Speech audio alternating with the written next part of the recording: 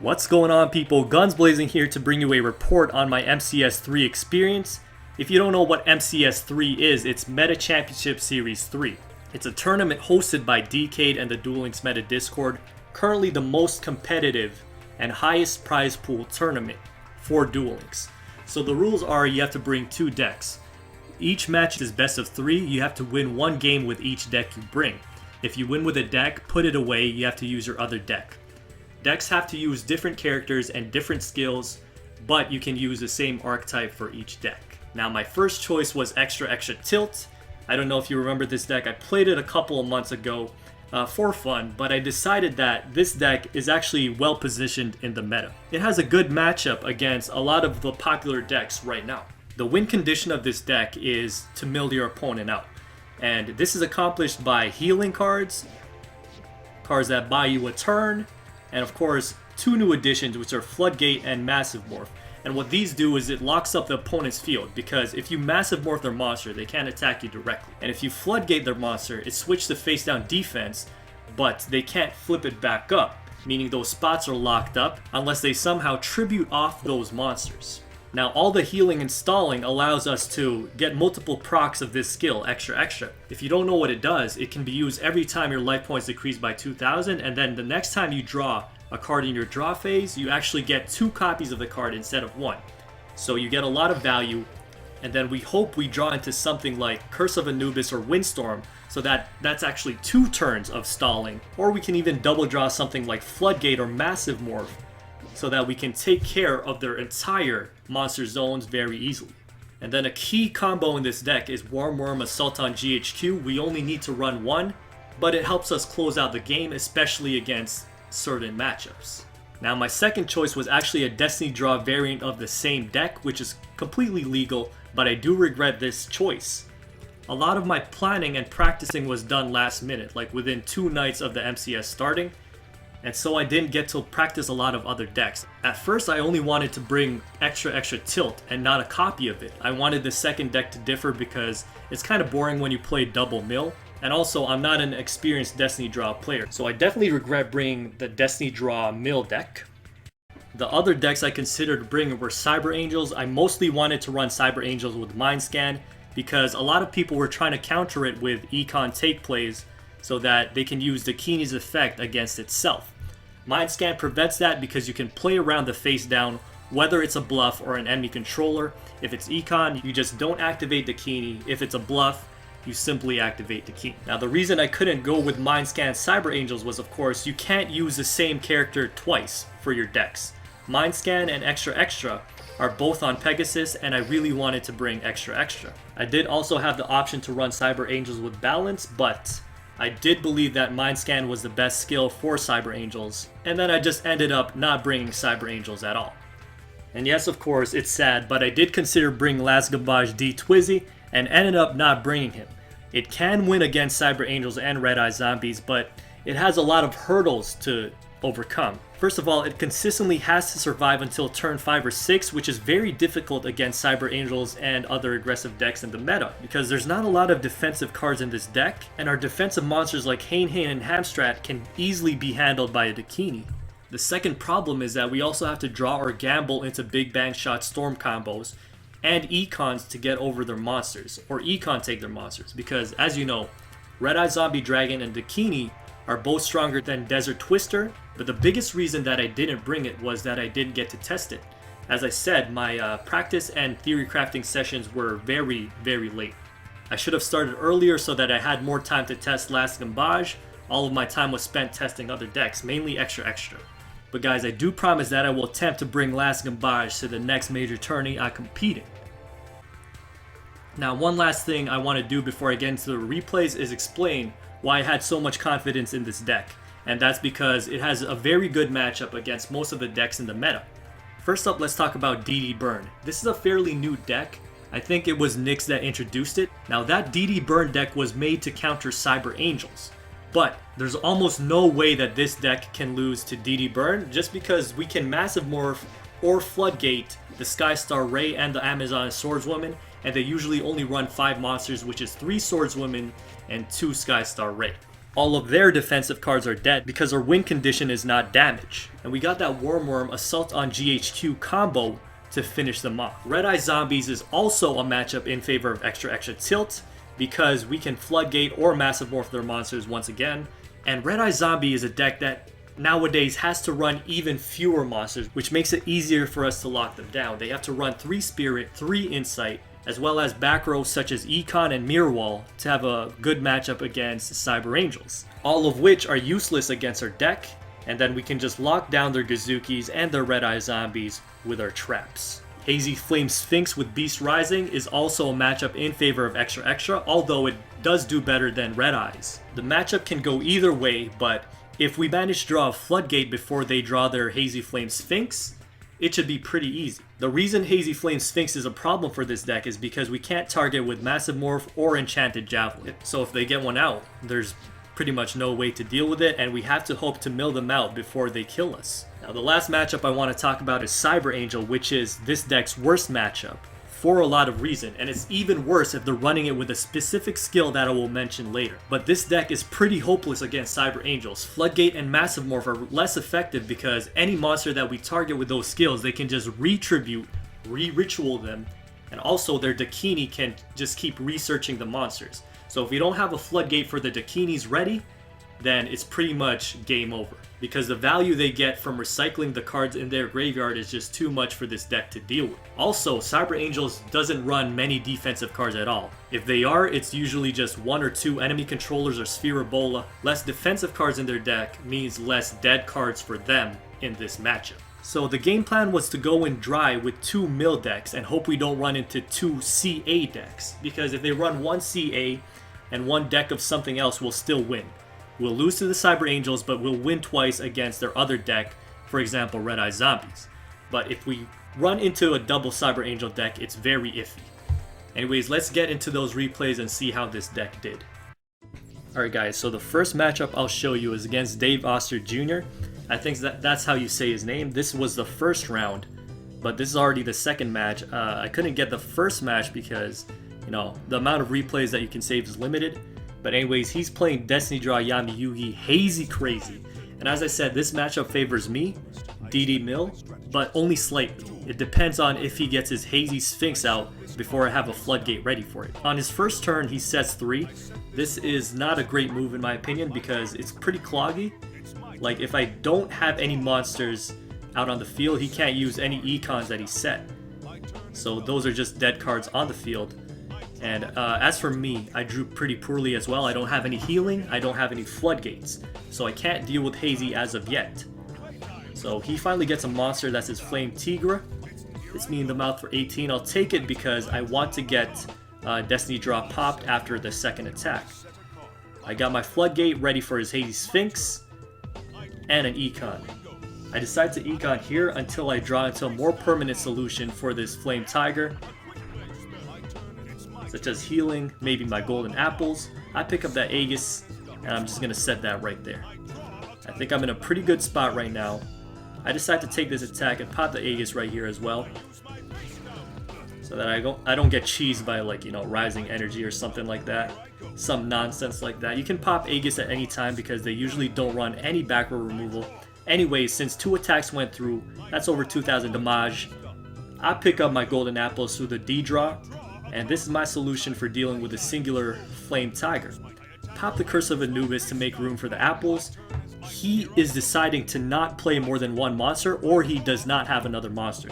I do believe that he was trying to play around the Lava Golem, thinking I'm DD Burn. I don't run Lava Golem. I'm not DD Burn. I'm DD Mill. Anyways, he's just attacking with that 1 monster, hoping to slowly chip away. So this is where, you know, he has to make a decision now. I pop that golden apples, which walls out this Flame Tiger. So he has to find an alternate way to deal with this beast right here. And his solution was to Econ take and sack the Malice token for his Hazy Crazy. I go ahead and Floodgate that boy down. That's 1 Hazy down. We were prepared for the Hazy, and so it's looking good for us. We got that 2nd and 3rd Floodgate ready to tilt this boy. He gets his 2nd Hazy out, and he falls into the Floodgate once again. Now, as you can see, there's a slight discrepancy in the amount of cards in our decks because I'm going second, meaning I will deck out first, but that's okay because I have mill cards. Now, I set that third floodgate, he goes his third hazy, and I got the exact answer I need for it. So I decide now that I can set my Amazon as Swordswoman. It's pretty safe to do so. Keep the Wormworm in my hand until I get another Wormworm or my Assault on GHQ down. I set the second Wormworm because, like, if he something happens to this one, I still have one more in my hand. Turns out he has Lava Golem, and I forgot to play around that, which was a misplay on my part. This is also a misplay by using Regulation of Tribe too early.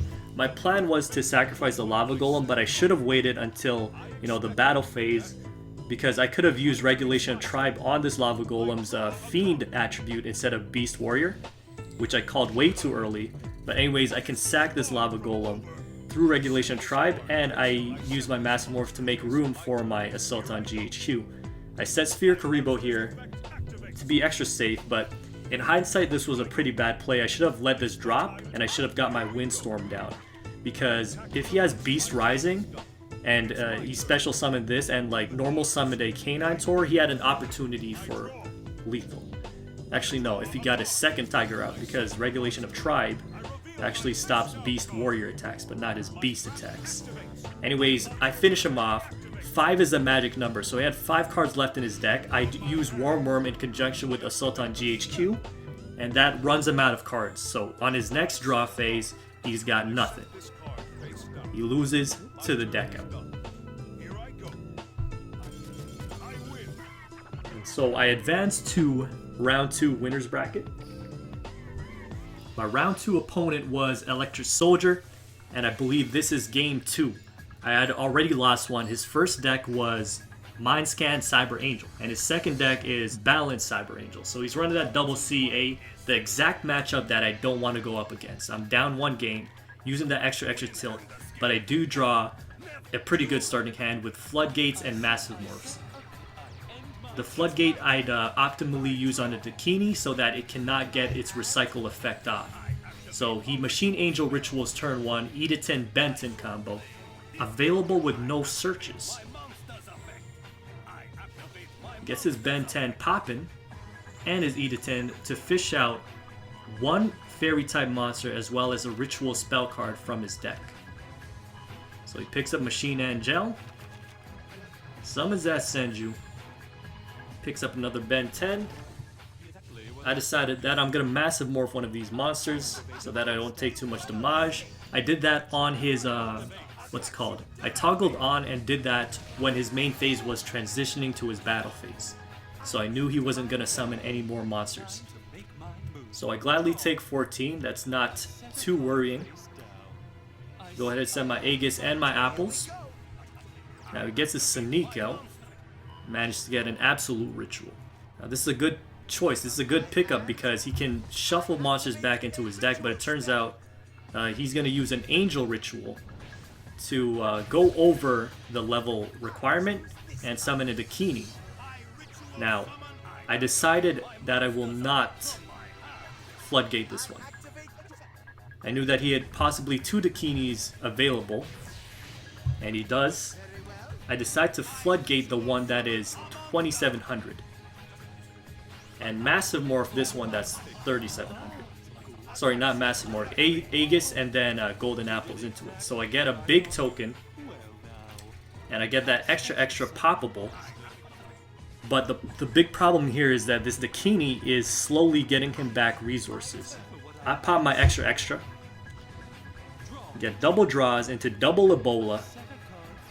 I decide to set my Massive Morph and end the turn right there without attacking because if I attack into this, what he can do is Machine Angel Ritual and then Suicide into my Malice token, but his guy lives because he has Machine Angel Rituals in his grave if my Malice token is in attack mode.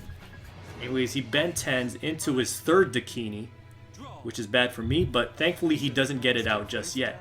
In order to prepare for this, I set one of the Sphere Karibos face down, because I know that he's probably going to pick up a Searcher, which he does, or a Ritual, and be able to Ritual his third Dakini, which he does. And so, Anticipating that he was going to pop that effect, that's why the Sphere Karibo was down here, so I can send it instead of the Malice token. However, he gets his first Dakini, I think, was recycled back into his deck thanks to Absolute Ritual, and so therefore he can summon third Dakini. And at this point, it's pretty much game over. This is why this is what I'm telling you about Cyber Angels and why it's so hard for extra tilt to deal with this deck. Anyways, I Massive Morph on Attack Declaration onto his boosted Dakini, boosted by Aditin, not by my Massive Morph, but now it's boosted by my Massive Morph. And I have to Sphere Ebola to protect. At this point, this guy is just way too big. I can't set Worm. It's just gonna get run over. He gets up to 3 cards back to his hand. Yeah, and at this point, he has too many cards left in his deck for me to deal with. I do pick up Curse of Anubis as my extra, which will stall him out for 2 turns. But thanks to him getting his Dakinis out, it's very hard for me to deal with. He can just keep recycling his ritual spells and tributing his Dakini to, keep clear my board and keep getting rid of the monsters I Floodgate or Massive Morph. My last ditch effort here is to keep drawing into cards like Curse of Anubis, such as Windstorm or Regulation of Tribe, which will allow me to, stall out until the final turn. And then I got my Worm Assault on GHQ combo. So if his deck hits 5 cards on my turn, I can finish him off. But it's actually a very far cry from that because I have Curse of Anubis. I need to draw Windstorm and I need to draw exactly Regulation of Tribe. These are boosted now to 3700 thanks to Editin, and that's just gonna keep happening. It's just gonna keep getting stronger. This cycle right here is too much value. Anyways, I picked up Floodgate, but that's too little, too late. He's down to 6 cards. We needed 2 more turns for this to actually happen. It doesn't happen. I decide not to pop my GHQ. It's useless anyway. And that's game. And this is when I got my first... And this game was my first elimination, but I'm still in the tournament at this point. You need to get eliminated twice to be fully out of the tournament. If you lose once, you can still win the entire tournament, but you have to fight through the loser's bracket, and then you can fight the winner of the winner's bracket.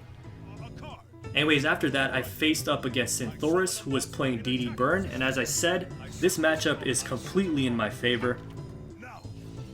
And you'll see why. I just Massive Morph every single monster that he puts out. The Skystar Ray can't do anything, and I got my second Massive right there.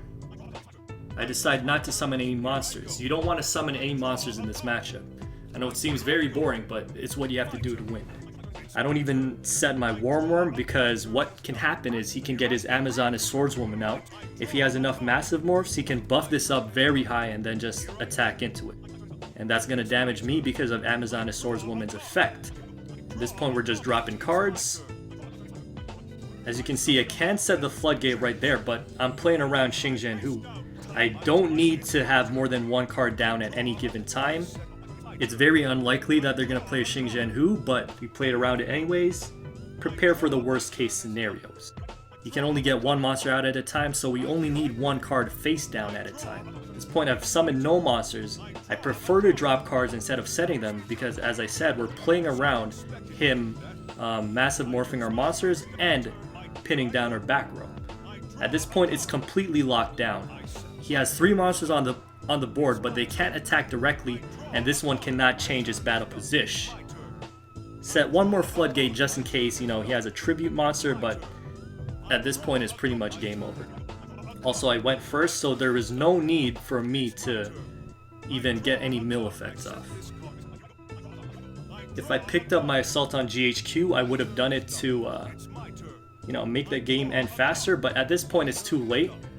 You can no longer use Assault on GHQ when your opponent has 2 or less cards in their deck on your turn, because it takes a turn to arm, and it cannot be activated if they don't have 2 cards in their deck to send to the graveyard.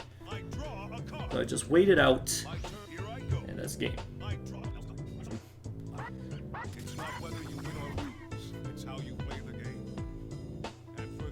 Anyways, that was a second match versus Synthoris. The first one was also versus his DD Burn deck. I was using extra tilt, and it was pretty much the same thing because DD Burn can't do anything against extra. Next round I face up against 3K all day. This match was streamed. But anyways, he won the first match, which I didn't get the replay of. He was playing Cyber Angel's Mind Scan, which is the bane of my existence. But this time he's playing DD Burn. So his two decks were Cyber Angel Mind Scan and DD Burn. And as I said, if he's playing one Cyber Angel deck, that's okay. Because we can take the L to that, but his second deck is gonna lose twice. As said, I'm only setting one monster at a time. It's the same thing, I'm just massive morphing the Sky Star. Source 1 comes through, massive morph. I said that Floodgate, as I said, you don't need to set more than one card at a time versus this deck. You only can summon once per turn, and you can respond once per turn. No need to clog up your rows. No need to set the monster either, or else they'll get massive morph, they'll attack into it, you'll die. Hero you can set in this matchup because its defense is so low. If you massive morph it multiple times, it's not gonna be any damage to you. Anyways, he's attacking to the hero, so therefore he has to draw 3 cards and discard any spells. He doesn't pick up any spells, but it doesn't matter because they're monsters and traps, and he's completely clogged up. I go ahead and set that GHQ. I could have went for Worm right here and now to end it, but I decided, let's put on a little show. Let's get that Ebola out, being streamed. So I had to Ebola for the boys. I had to Ebola for the Gambage boys on the stream. I had to do it for the Blazing boys. Anyways, he goes double massive morph onto the Ebola just for the memes. But it's game over because Assault on GHQ will destroy the top 2 cards in his deck, and that's game.